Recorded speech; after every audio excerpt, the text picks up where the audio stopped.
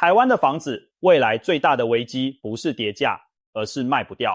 你没听错，不是便宜卖，不是打折卖，是根本找不到人来接手。听起来很夸张，对吧？但当你把人口数据、空屋数据、老屋数据，还有隔壁日本的惨烈前车之鉴全部摊开来看，你会发现这件事不仅不夸张，而且已经在发生了。更要命的是，大部分人还沉浸在台湾房价只涨不跌的幻觉里面，完全没有意识到一场静悄悄的风暴正在逼近。先讲一个让你背脊发凉的数字，根据内政部最新统计，2025年上半年，台湾的低度使用住宅比率来到了 10.43%， 创下近15年的新高纪录。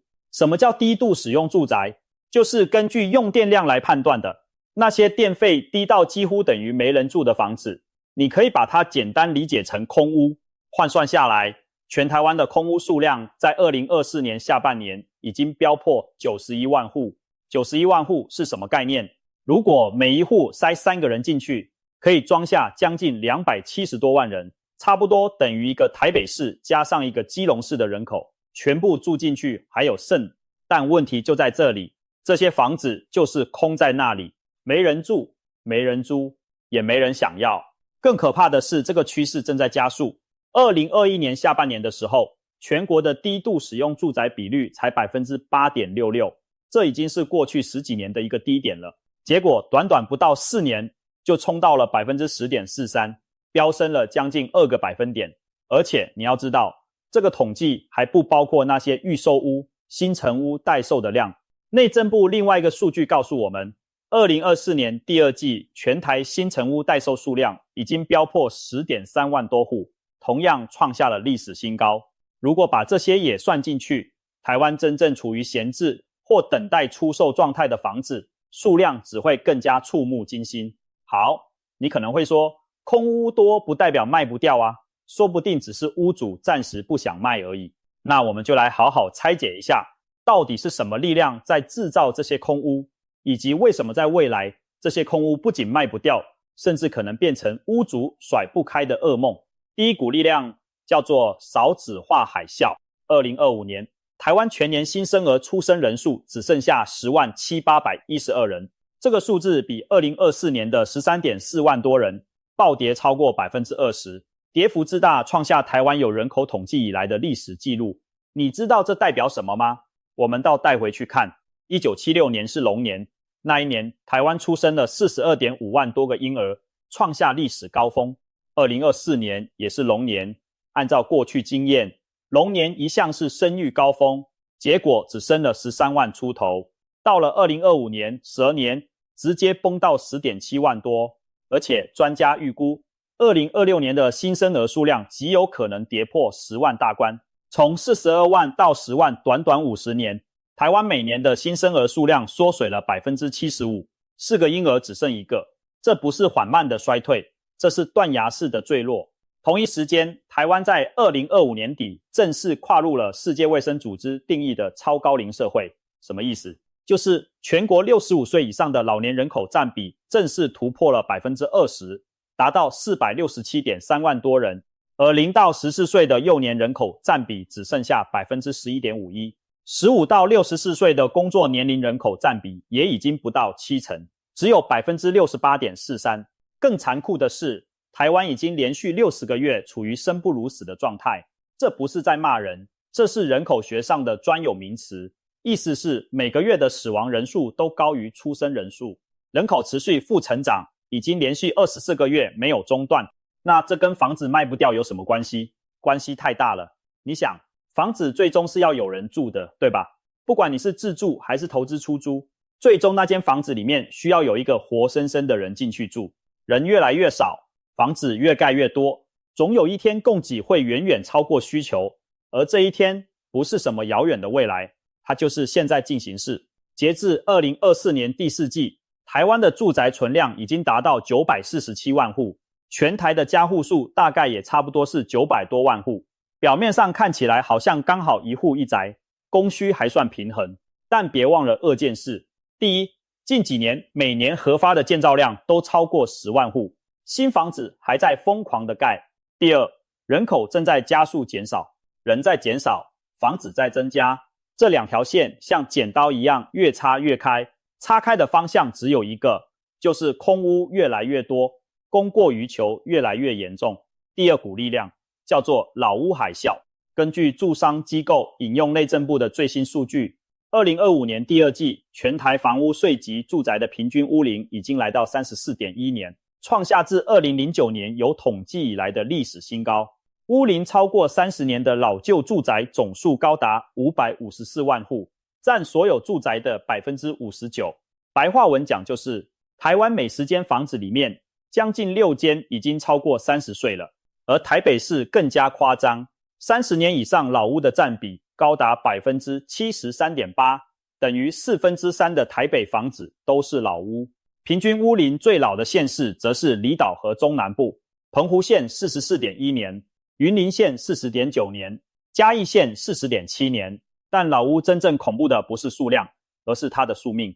这些房子没有电梯，管线老化锈蚀，钢筋水泥强度衰退，耐震系数可能早已不符合现代标准，外墙斑驳剥落，防水层失效，漏水严重。这种房子别说年轻人不想买，就连很多中年人看了都直摇头。而老一辈的屋主呢，他们住了30-40年已经习惯了，也不想花一大笔钱去整修翻新，况且很多老屋根本不值得砸钱下去修。可是他们终有一天会走，那这些房子怎么办？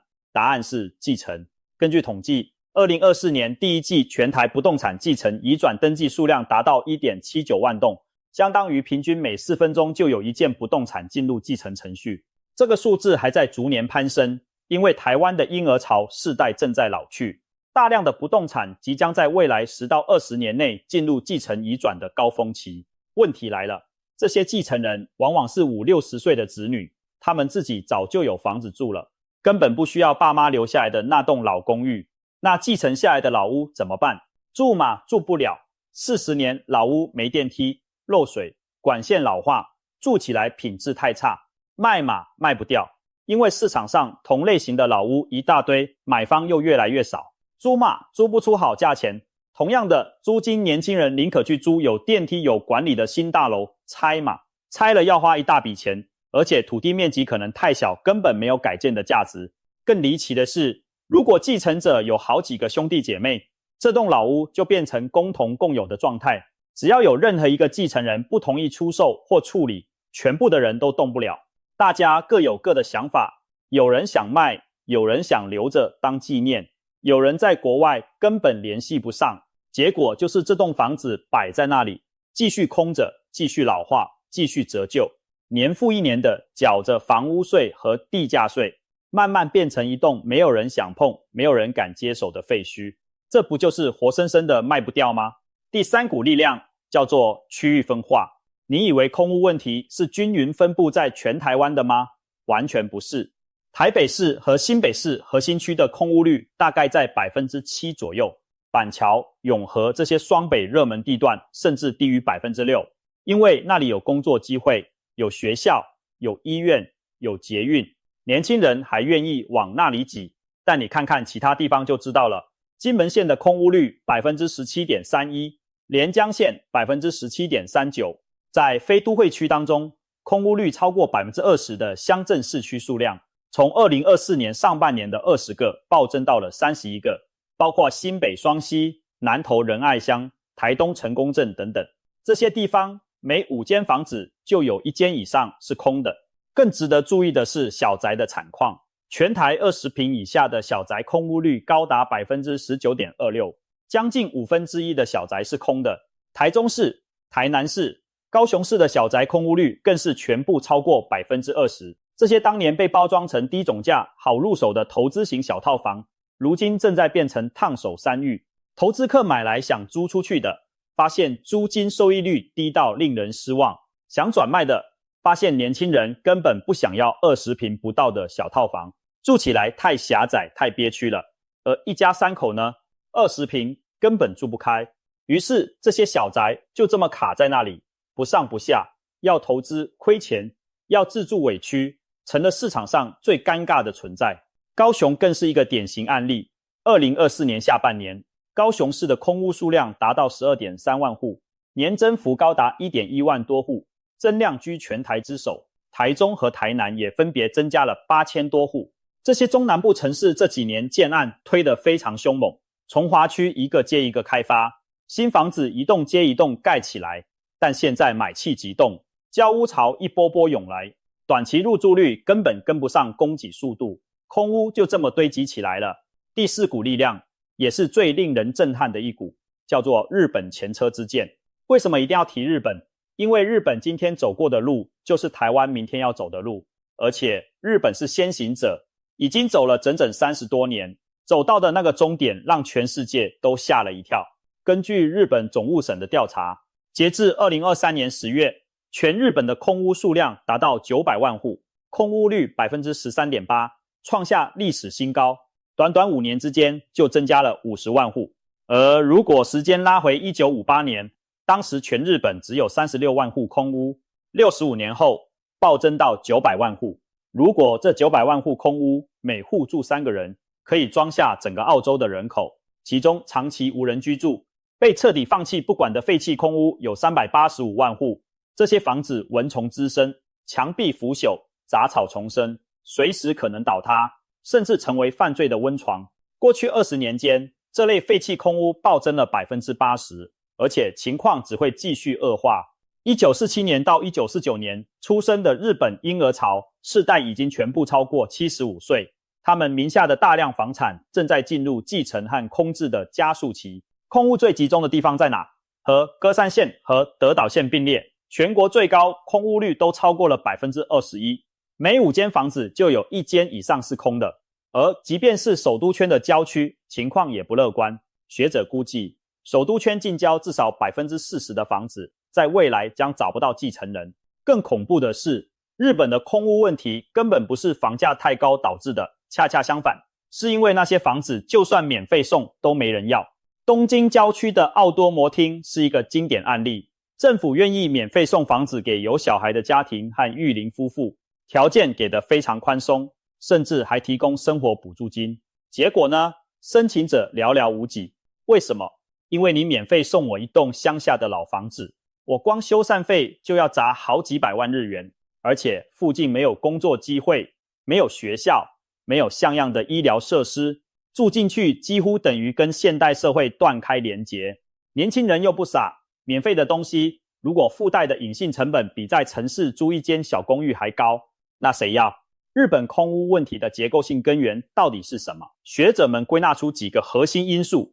第一，人口从乡村往城市单向流动，年轻人离开家乡以后就不会再回去了，留在乡下的老人越来越多，社区越来越萎缩。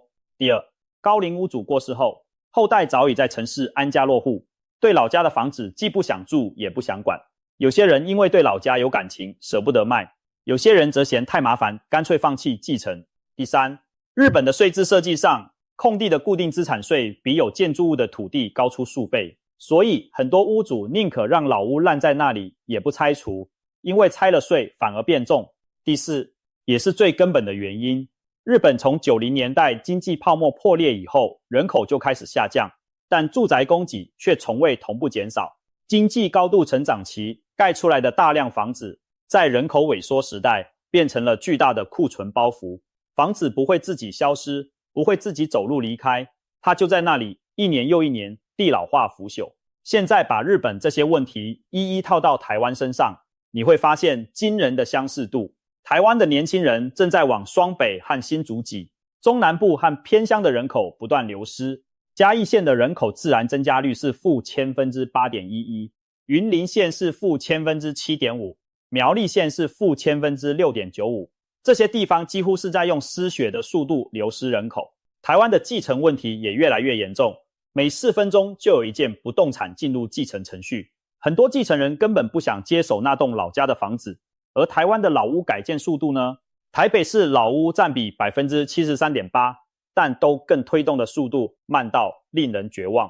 不是政府不想推动，是整合住户意见比登天还难。一栋大楼里面只要有一户钉子户不同意，整个计划就无限期搁置。但台湾跟日本有一个关键差异，而这个差异不是好消息，是坏消息。那就是台湾的少子化速度比日本更快，更猛、更剧烈。台湾曾经连续多年蝉联全世界生育率最低的国家，日本至少花了30多年才慢慢走到900万空屋的局面，而台湾的人口崩塌速度是日本的加速版，我们很可能会用比日本更短的时间走到同样甚至更惨的终局。所以当有人问我台湾房价未来会不会跌，我的回答是跌不跌可能根本不是重点了，因为在某些地区某些类型的房子你连跌价出售的机会都不会有，因为根本没有买家存在了。你仔细想一想，一栋位在高雄某个重划区的30坪老公寓，屋龄40年，没有电梯，附近也没有捷运站，周围的年轻人能走的早就走了，跑到台北或新竹去打盼了。留在当地的是60-70岁的老人家，他们已经有自己的房子了。你这间老公寓要卖给谁？降价1成没人看房，降2成还是没有人打电话来问。不是你的开价有问题，是这个市场根本不存在有效需求了。住在这个区域里面需要房子的人比市场上待售的房子还少，这就是卖不掉3个字的真正含义。不是说你降到多低都没人要，而是你降到一个看起来很合理的价格，但在这个价格带里面愿意且有能力来接手的买家已经趋近于零了。那城市的蛋黄区就安全了吗？短期来看确实比较稳。台北市大安区、信义区的房子因为有地段的稀缺性，有完善的生活机能，有就业机会密度，所以需求暂时还撑得住。但你把时间拉长来看，即便是蛋黄区也必然会面临挑战，因为台湾的人口不只是在减少，而且是在加速减少。2025年出生的 10.7 万个婴儿，他们要到2055年才30岁，才进入主力购屋的年龄，届时这个世代的人数规模只有10万出头。而现在30岁这个世代，当年出生时有多少人？超过30万。等到了2055年，台湾的购屋主力人口直接少掉2/3。世界上任何一个市场，无论它位在哪个蛋黄区，面对需求端萎缩2/3这种规模的冲击，都不可能安然无恙。更别提还有一个被严重低估的隐患，叫做多屋族的集体抛售潮。根据内政部的统计，全台持有4间房以上的屋主大概有 9.5 万多人，他们合计持有将近80万户住宅，占全国住宅总量的 10.48%。 也就是说，大约 1.6% 的屋主掌握了 10% 以上的住宅。这些人大多是50-60岁以上的高资产族群，他们目前还撑得住，因为房贷利率相对可控，囤房税的压力暂时也还在承受范围之内。但是你想想看，再过10年、20年，当他们步入70-80岁的高龄，需要变现来支付高额医疗费用和长期照护开销的时候，手上那些多余的房子怎么办？而且囤房税已经正式上路了，持有多套房产的税负成本正在逐年增加。这些多屋族一旦开始集体抛售手中的房产，市场上的卖压会瞬间大量涌现。而买方呢？年轻人一年比一年少，在高房价压力下，真正愿意且有能力进场接手的人更是越来越稀少。当卖方大量增加而买方持续减少，供需严重失衡的结果是完全可以预见的。你可能会想，那不卖的话拿来出租总行了吧？租金市场不是一直在涨吗？没错，根据主计总处的数据，2025年的房租年增率确实已经连续超过20个月高于 2%。 表面上看起来租金在涨，好像当包租公包租婆稳赚不赔，但你仔细想一下，这背后的逻辑就会发现问题。租金上涨的主要原因是什么？第一是囤房税和房屋税增加，房东把成本转嫁给租客。第二是央行升息导致房贷压力变大，部分房东为了 cover 月供而拉高租金。第三是比价心理，看到隔壁租的贵就跟着涨。但这些因素推高的是新签约租金，不代表所有房子都租得出去。事实上，那些屋龄老旧、位置偏远、坪数不对的房子，就算你开出低于市场行情的租金，一样乏人问津。因为租客也会挑同样的钱，他为什么不去租有电梯、有管理员的新大楼？你那栋40年的老公寓，楼梯间暗暗的，墙壁发黄，水压不稳，年轻租客看一眼就走了。而且你别忘了，租客的来源归根结底也是人口。当人口持续负成长，当年轻人越来越少，租屋市场的需求也必然会跟着萎缩。现在的租金上涨是短期现象，是政策调控和成本转嫁造成的。但长期来看，当租客比房子还少的时候，你不要说涨租了，能不能找到一个愿意住进来的人都是问题。到时候你手上那间空屋不仅卖不掉，连租都租不出去，每个月还要倒贴管理费和税金，真的就变成一个纯粹的现金黑洞。还有一个很多人没意识到的问题，就是社区的死亡螺旋。一栋大楼如果空屋越来越多，缴管理费的住户就越来越少，管理费收不齐，公共设施就没钱维护，电梯坏了没人修，大厅灯泡坏了没人换，花园杂草丛生，环境越差，剩下的住户就越想搬走，搬走之后空屋更多，管理费更难收，这就是一个不断加速的恶性循环。日本很多公寓大楼就是这样走向荒废的，整栋楼最后只剩下2-3户老人家住在里面，其他全是空的，电梯停摆，公共水塔也没人清洗。台湾未来会不会出现同样的场景？以目前的人口趋势来看，在非核心区域，这几乎是必然的。最后，我想说一个最残酷也最容易被忽略的真相。很多人一辈子盼了命买房，把房子当成传家之宝，觉得买了房就是给下一代留下最稳固、最值钱的资产。但在少子化的时代里面，这个逻辑正在悄悄崩解。你留给下一代的可能不是资产，而是负担。算一笔账你就明白了。一栋40年的老公寓，每年要缴房屋税、地价税，如果是大楼型的，还有管理费要付。假如老屋漏水了，管线坏了，外墙需要修缮，维修费动辄好几十万。如果你有3个兄弟姐妹共同继承这栋老屋，光是协调谁出钱修，谁想卖谁想留，谁在国外根本找不到人签字，就可以吵上好几年甚至10几年，最后闹到法院的案例比比皆是。卖不出去就只能摆在那里，摆着就得继续花钱养。而且根据现行的房地合一税规定，继承取得的不动产如果在短期内出售，税率最高可以到 40%， 等于你不卖要花钱养，卖了又被课重税，怎么选都是亏。这就是为什么越来越多人在继承了不动产之后，既不住也不卖也不租，就让它空在那里。它变成了统计数字里面那91万户空屋当中的其中一个，静静的在那里老化折旧，等待一个永远不会来的买家。这就是台湾房市即将面对的残酷现实。房子不会凭空消失，但是买房子的人正在消失。空屋不会自动拆除，但住在里面的人会越来越老，越来越少。当一个社会的人口结构从金字塔变成了倒三角形，当年轻一代的人数只剩上一代的1/3，当继承来的老屋堆积如山却无人接手，当偏乡和非核心区的社区一个接一个走向凋零，所谓的台湾房价只涨不跌，就会变成这个时代最昂贵的一场幻觉。日本已经走到了免费送房都没人要的地步，东京的蛋黄区或许还撑得住价格，但东京以外的日本到处都是凋敝的街道和长满杂草的空屋。台湾呢？我们可能还有10年到20年的缓冲期，蛋黄区的价格可能还能撑一阵子，但大方向已经定了，趋势已经不可逆转了。少子化不会逆转，老屋海啸不会停止，人口负成长不会突然翻正。与其每天花时间争论房价明年到底会涨 3% 还是跌 5%， 不如先冷静下来，问自己一个更实际、更切身的问题：你手上的那间房子10年后、20年后还找得到人来买吗？